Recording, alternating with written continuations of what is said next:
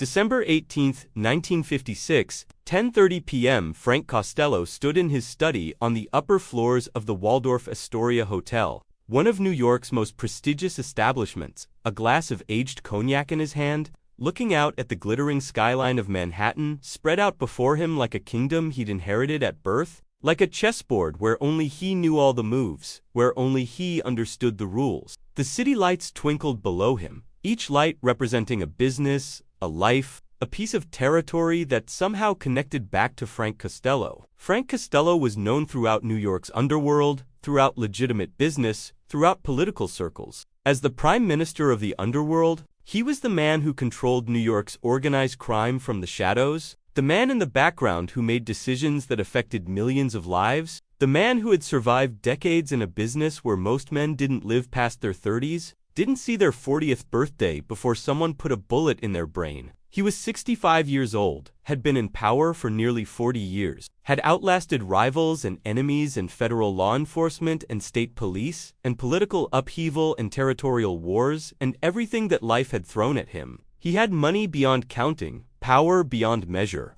influence that extended into every corner of New York's government, into the financial district, into legitimate business, into law enforcement, into the criminal underworld. He had judges who answered to him, police officers who reported to him, politicians who owed him favors, businessmen who needed his permission to operate. He was, in every meaningful sense, the most powerful man in New York City, more powerful than the mayor, more powerful than the governor, more powerful than any legitimate businessman or political figure. Frank Costello did not get nervous. Frank Costello did not worry about threats. Frank Costello did not concern himself with men he considered beneath him. Men without his resources, men without his connections, men without his decades of experience managing power and territory, and the complex politics of organized crime. Frank Costello had faced down rival families, had survived attempts on his life, had navigated the treacherous waters of organized crime with a combination of intelligence, ruthlessness, and political acumen that was unmatched in his generation.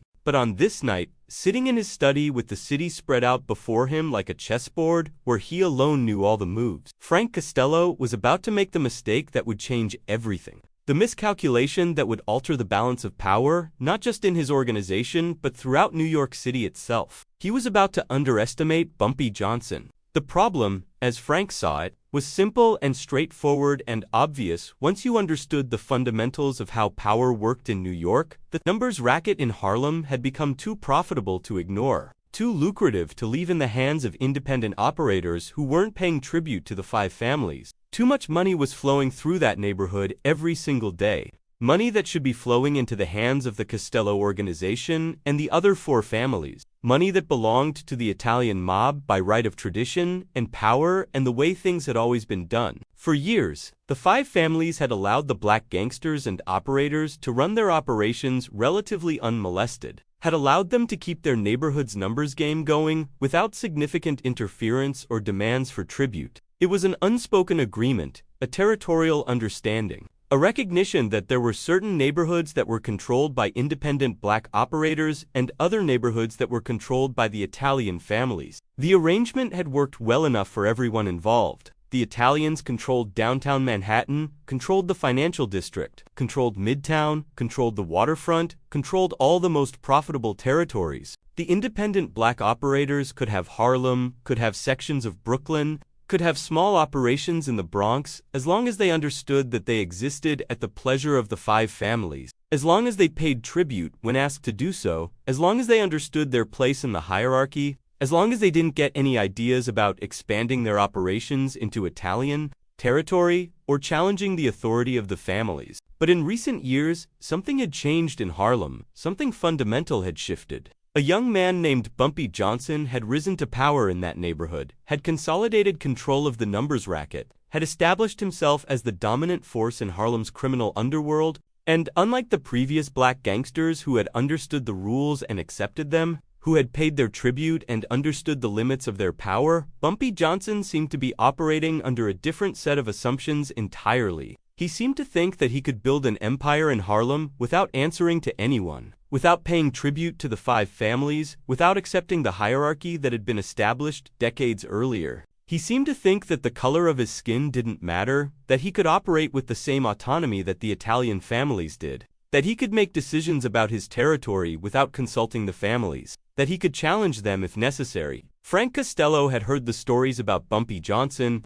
His information network, which extended throughout New York and even into other cities, kept him informed about significant developments in the underworld. He knew that the young man had turned back Italian attempts to move into the numbers game in Harlem, had resisted efforts by the five families to establish their own operations in his neighborhood. He knew that Bumpy had established himself as the protector of his community, that he'd built loyalty among his people through a combination of business acumen, genuine concern for the community, and a willingness to fight for what he believed in. He knew that when Italian mobsters tried to muscle in on Harlem's operations, Bumpy had responded with force, had sent them back injured, had made it clear that Harlem wasn't going to be taken over without a fight. But Frank Costello had also heard many stories about many men who thought they were powerful, who thought they were untouchable, who thought they could stand up to the five families. Men who underestimated the reach of organized crime, the depth of its resources, the ruthlessness of its methods. Most of those men were dead now. Some were in prison, serving long sentences for crimes that would never be solved if they hadn't been caught. Some had simply disappeared, vanished from the face of the earth, their bodies never found, their fates left to speculation and rumor. Frank Costello was not worried about Bumpy Johnson. In fact, he found the young man's ambitions slightly amusing, found them to be the delusions of someone who didn't yet understand the true nature of power in New York. Here was a black gangster in Harlem, a neighborhood that Frank could crush, like an insect if he wanted to. A neighborhood that had no resources to resist if the five families decided to move in with overwhelming force. Here was a man who seemed to think that he could stand up to the five families, that he could maintain control of the numbers racket without paying tribute, that he could operate as if he were the equal of the Italian families. It was the kind of arrogance that came from not understanding the true nature of power, from not understanding that power in New York was power because it was backed by the five families, because it was sanctioned by the Italian mob, because it existed only at their...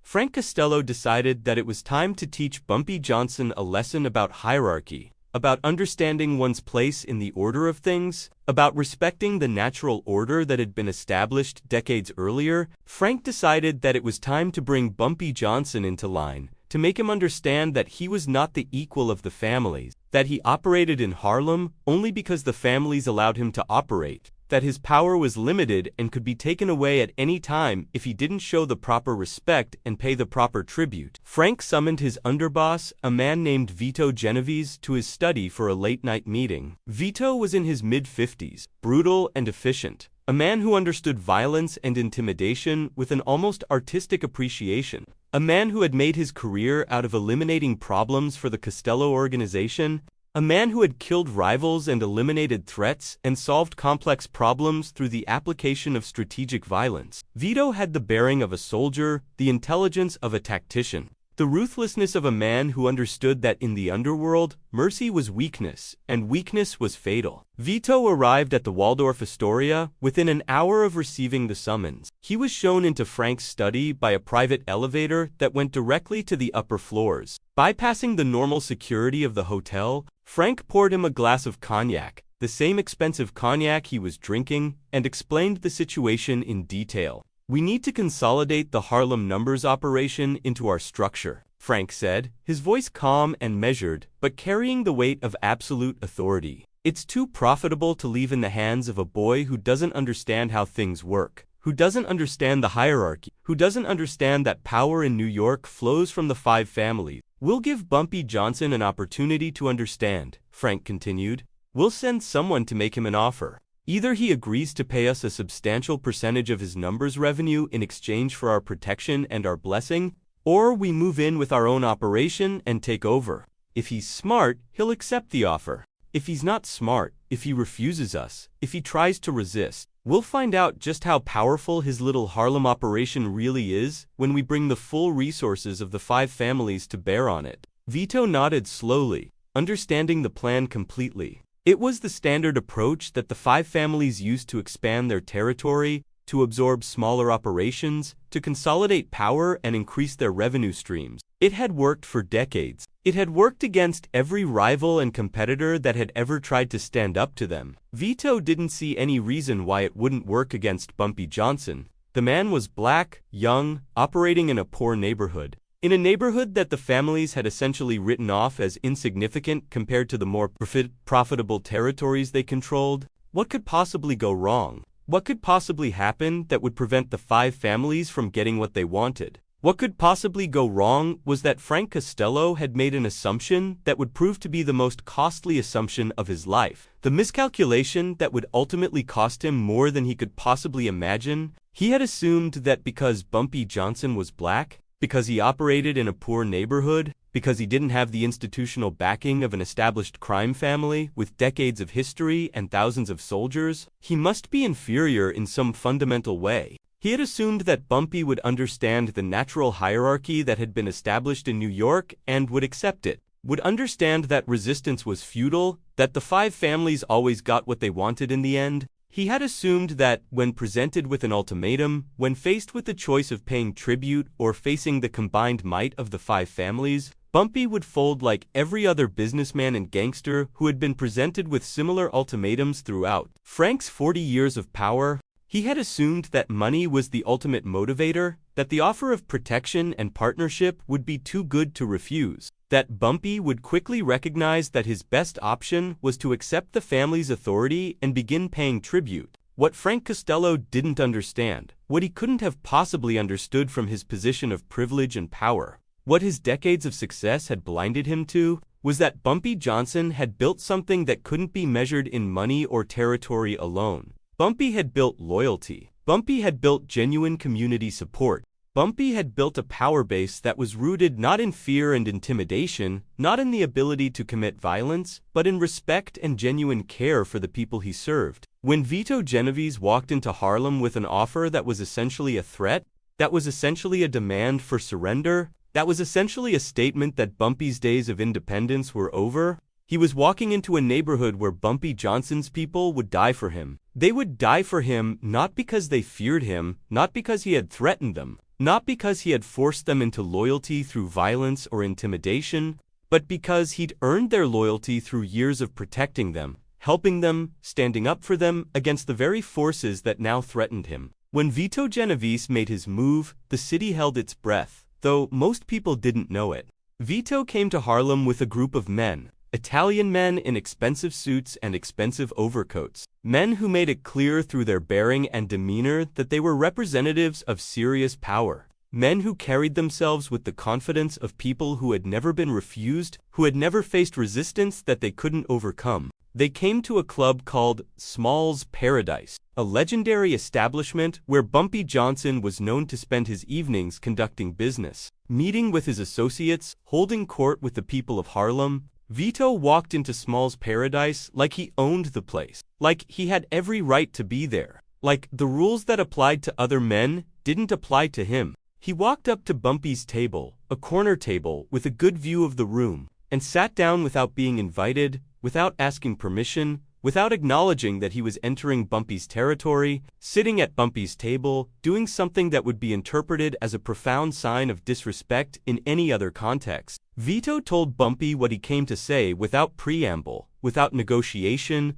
without treating Bumpy as an equal. He said that the 5 families were offering Bumpy Johnson a deal, an opportunity to continue operating the numbers game in Harlem, an opportunity that Bumpy should consider himself fortunate to receive. But Bumpy would have to pay the families 40% of his revenue in exchange for protection and territorial rights. If he didn't accept this offer, if he tried to resist, the families would move in with their own operation, would bring resources to Harlem that Bumpy couldn't possibly match, would destroy his organization and take over the entire numbers operation themselves. The message was clear. The families were offering Bumpy a choice: accept subordination and pay tribute, or face destruction. There was no third option. There was no negotiation. There was only Frank Costello's will and Bumpy's acceptance of that will. Or there was war. Bumpy Johnson looked at Vito Genovese for a long moment. He was a young man, only in his mid-30s, but he carried himself with the confidence of someone who had already earned respect in his community. who had already proven himself capable of handling complex situations, who had already demonstrated that he couldn't be intimidated or threatened into submission. He smiled at Vito,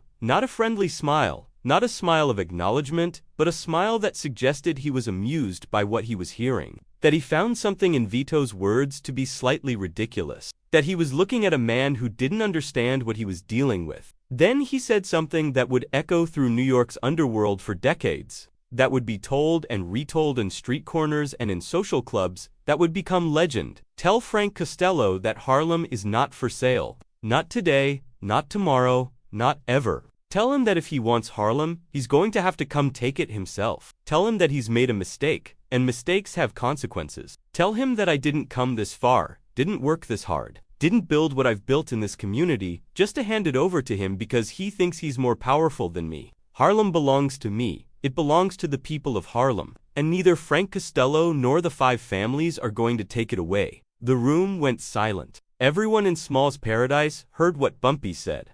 Everyone understood the implications of his words. Everyone recognized that something fundamental had just happened, that a line had been crossed, that Bumpy Johnson had just refused the most powerful man in New York City. Vito stood up, his face reddening with anger and disbelief. He was not used to being disrespected, not used to having his offers refused, not used to being told no by someone he considered beneath him, not used to being told that the five families could be resisted and refused. He had spent his entire life in a world where his word was law, where his threats were taken seriously, where people understood that crossing him meant consequences. And yet, this young black man, this gangster from Harlem, was not only refusing the offer, but was telling Vito that he was making a mistake, that he would face consequences. Vito walked out of Small's Paradise with his associates, his face dark with anger and humiliation. He made his way back to Frank Costello's study at the Waldorf Astoria, and he reported back to the Prime Minister of the Underworld exactly what Bumpy had said.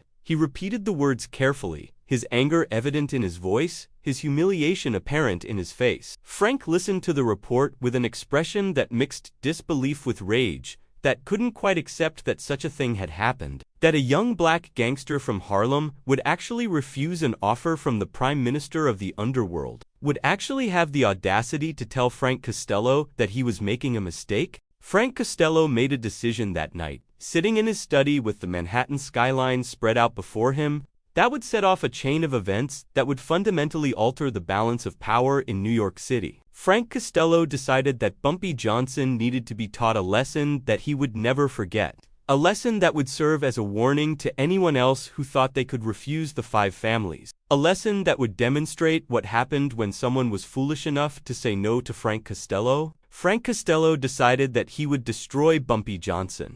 Not quickly, not with a single decisive strike, but systematically, methodically, using all the resources of the five families to dismantle everything that Bumpy had built. Frank decided that he would launch a full-scale assault on Harlem's numbers operation, that he would move in with overwhelming force and resources, that he would not stop until Bumpy Johnson was either dead or bankrupt or in prison. Frank summoned representatives from all five families to a meeting. The representatives came from the Gambino family, the Luciano family, the Bonanno family, the Profaci family, and, of course, Vito Genovese represented the Costello organization. These were the most powerful crime families in New York. Organizations that had survived decades, organizations that had thousands of soldiers, organizations that controlled vast territories and vast resources. Frank laid out his plan in detail. "We will move into Harlem systematically," he said, his voice cold and determined. "We will establish our own numbers operation in that neighborhood.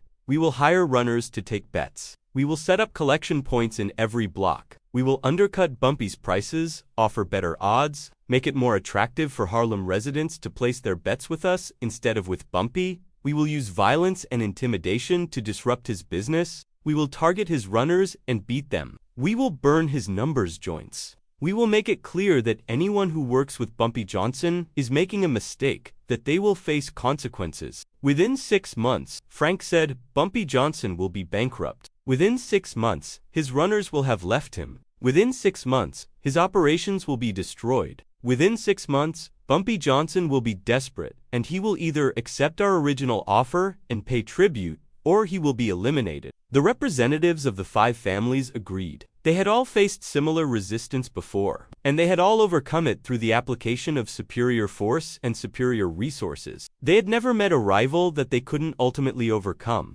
What they didn't understand, what Frank Costello didn't understand, what none of them could have possibly understood, was that Bumpy Johnson was not just another gangster trying to protect his territory from a rival family. Bumpy Johnson was a strategic thinker, a man who understood that the real power in New York wasn't the power to kill people with guns, but the power to control resources, to control information, to build alliances that cut across the traditional lines of organized crime. Bumpy Johnson understood something that Frank Costello had forgotten in his decades of unchallenged power, something that the other 5 family leaders had never learned. That power, which is based solely on force and fear, is fragile. And power, which is based on loyalty and genuine respect, is unbreakable. When the 5 families began their assault on Harlem's numbers operation, when they started moving in with violence and intimidation, when they started trying to establish their own operations and steal customers from Bumpy's organization, Bumpy Johnson didn't respond with violence. He responded with strategy. He made a calculation that fighting the 5 families head-to-head would be a losing proposition, that he couldn't match them in terms of raw resources and number of soldiers. So, instead of fighting them directly, he outmaneuvered them. Bumpy called a meeting with the leaders of the independent numbers operations throughout New York. Men who ran games in black neighborhoods in other boroughs, men who had been paying tribute to the 5 families for years, but who resented having to do so. Men who understood that the families were exploiting them, extracting money from them, keeping them subordinate. Bumpy made them an offer that was both compelling and strategic. He said that he would take on the 5 families in Harlem, that he would resist their assault, that he would fight them on his own territory where he had the advantage of knowing the neighborhood, knowing the people, having their support. And if he won, Bumpy said, if he successfully defended Harlem against the 5 families, then he would use his victory to liberate the other independent operations from having to pay tribute. If he won, the independent black operators throughout New York could operate freely, could keep all their revenue, could expand their operations into new territories. All they had to do was support him, help him, provide him with intelligence and resources while he fought the war against the 5 families. The independent operators were skeptical at first. They had lived their entire lives under the thumb of the 5 families, had accepted tribute as simply the cost of doing business, had never imagined that it was possible to resist. But Bumpy made them a promise that was different from any promise they'd ever heard. He promised that he would take on the 5 families in Harlem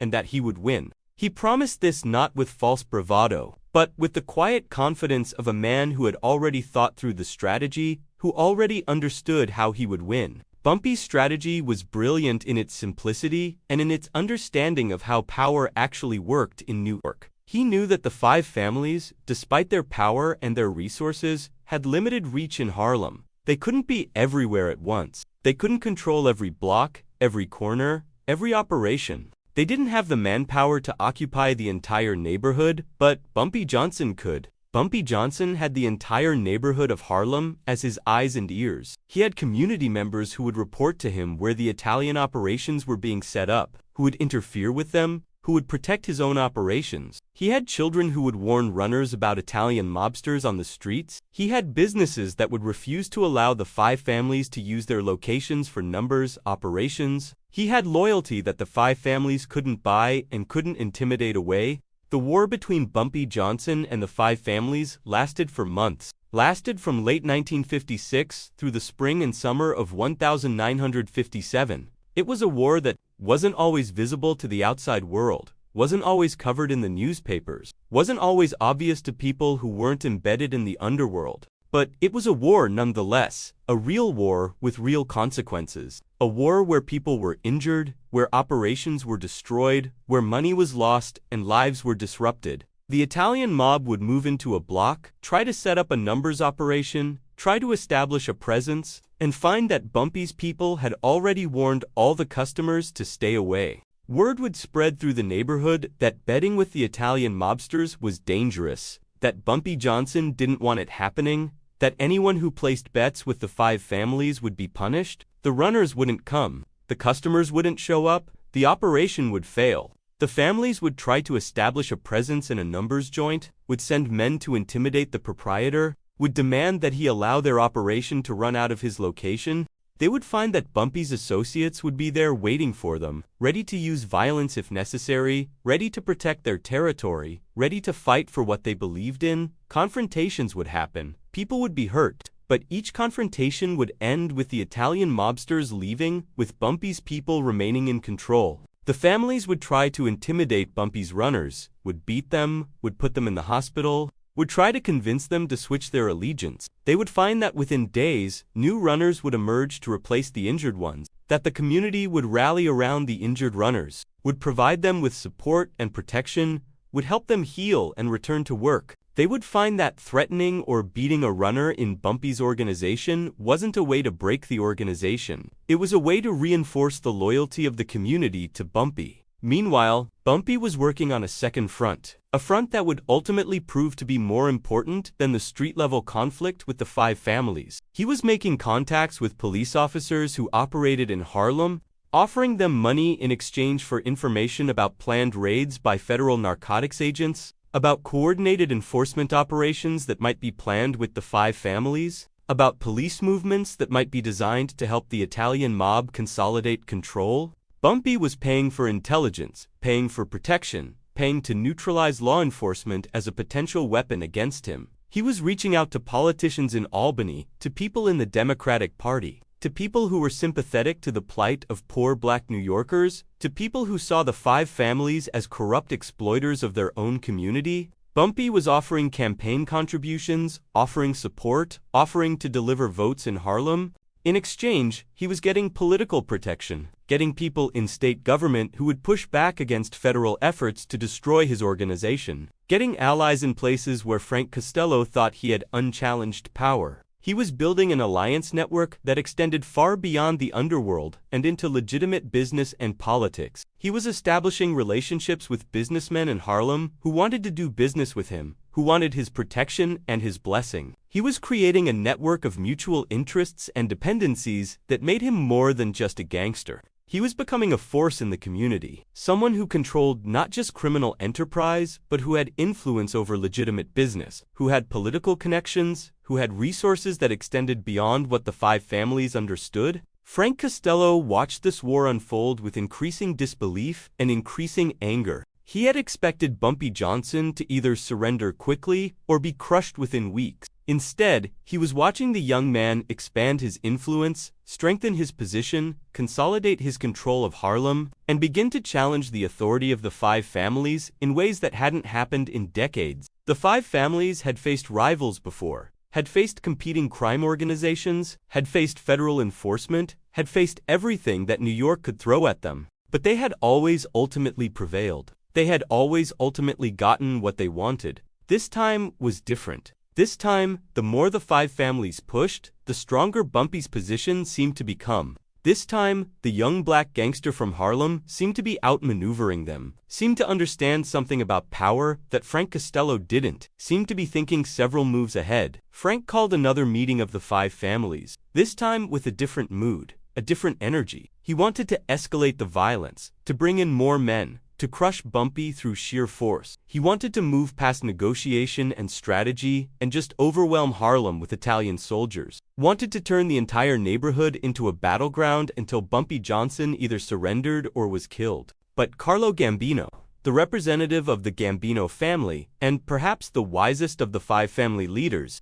advised caution. Carlo was older than Frank, had his own power base, had his own resources, and was not as emotionally invested in crushing Bumpy as Frank was. Carlo understood something that Frank had forgotten, that sometimes the best strategy is not to win every battle, but to recognize when you've lost a battle and to adapt, to change course, to live to fight another day on more favorable terms. Carlo made an argument to the other families in a meeting that lasted hours. He pointed out that the war with Bumpy Johnson was costing them significant money, was diverting resources away from more profitable territories, was creating a bleeding wound that continued to worsen rather than improve. Their attempted takeover of Harlem's numbers game had failed to generate the revenue they'd expected, because Bumpy's interference had limited how much they could operate, had made it impossible to establish stable operations that paid out consistent revenue. Their enforcement operations were stretched thin, having to deal with Bumpy's people in Harlem while also maintaining control elsewhere, while also dealing with other problems in other territories. And, most importantly, Carlo said,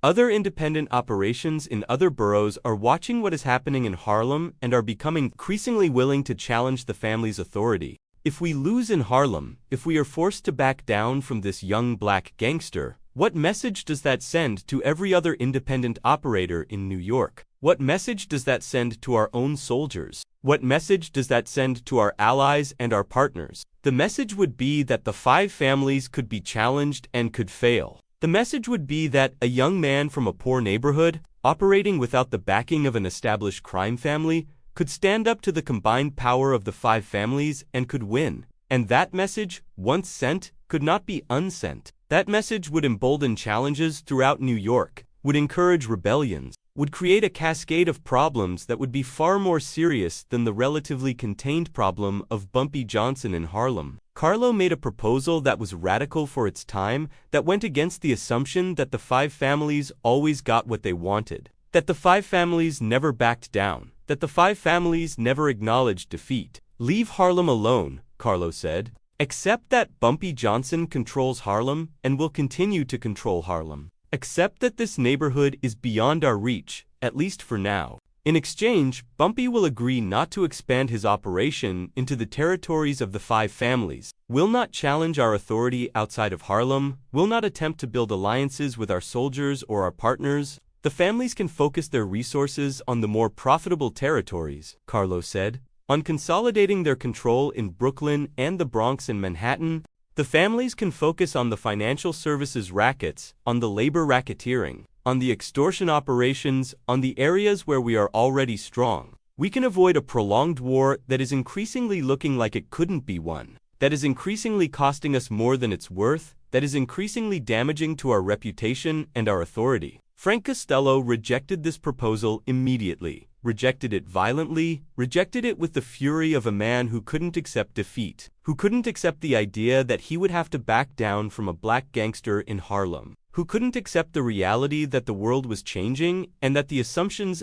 that had guided his career for 40 years were no longer valid. But the other families, seeing the wisdom in Carlo's argument, seeing the logic of cutting losses and moving on, began to back away from the aggressive posture toward Harlem. The war gradually petered out, not with a dramatic resolution, not with a final confrontation where one side clearly defeated the other, but with a quiet understanding that the five families were going to have to live with the reality of Bumpy Johnson's power in Harlem. By the summer of 1957, it was clear to everyone in New York's underworld that something fundamental had changed. The five families had attacked Bumpy Johnson, had thrown their considerable resources against him, had brought all their power and influence to bear on one neighborhood, and had failed to dislodge him. They had failed not because Bumpy was more powerful in a conventional sense, not because he had more soldiers or more money or more resources, but because he understood power in a way that Frank Costello and the other five family leaders had forgotten, that they had never learned. Power came from community. Power came from loyalty. Power came from understanding what people needed and providing it to them. Power came from building relationships that couldn't be bought and couldn't be intimidated away. Power came from thinking several moves ahead, from understanding your enemy's weaknesses, from finding the intersection between street-level reality and political reality and economic reality, and exploiting that intersection to your advantage. Frank Costello never fully accepted this reality. He lived another 15 years after the failed assault on Bumpy Johnson's Harlem operation, lived until 1973, but those years were characterized by declining influence and increasing frustration. He had miscalculated with Bumpy Johnson, and that miscalculation had cost him more than just money or territory. It had cost him the perception of invincibility that had defined his career. It had shown the world that the five families could be challenged and could fail. It had emboldened other rivals and potential challengers who saw that the Prime Minister of the underworld was not as infallible as he had claimed to be, that his assumptions could be wrong, that his strategies could fail. Meanwhile, Bumpy Johnson's victory over the five families gave him a legendary status that extended far beyond Harlem. He became a symbol of resistance against the Italian mob's attempt to control black neighborhoods. He became a figure that young black gangsters and businessmen looked up to, emulated, tried to follow. His willingness to stand up to Frank Costello and the Five Families, and his success in doing so, changed the political geography of organized crime in New York City. Within a few years, independent black operations throughout New York were paying tribute not to the Five Families but to Bumpy Johnson, or were operating freely without paying tribute to anyone. The locus of power had shifted. The center of gravity had moved, and it had shifted because Frank Costello had made the mistake of underestimating a man he considered beneath him, had assumed that race and background determined capability, had failed to understand that intelligence and strategy and the ability to build loyalty were the real sources of power in the underworld.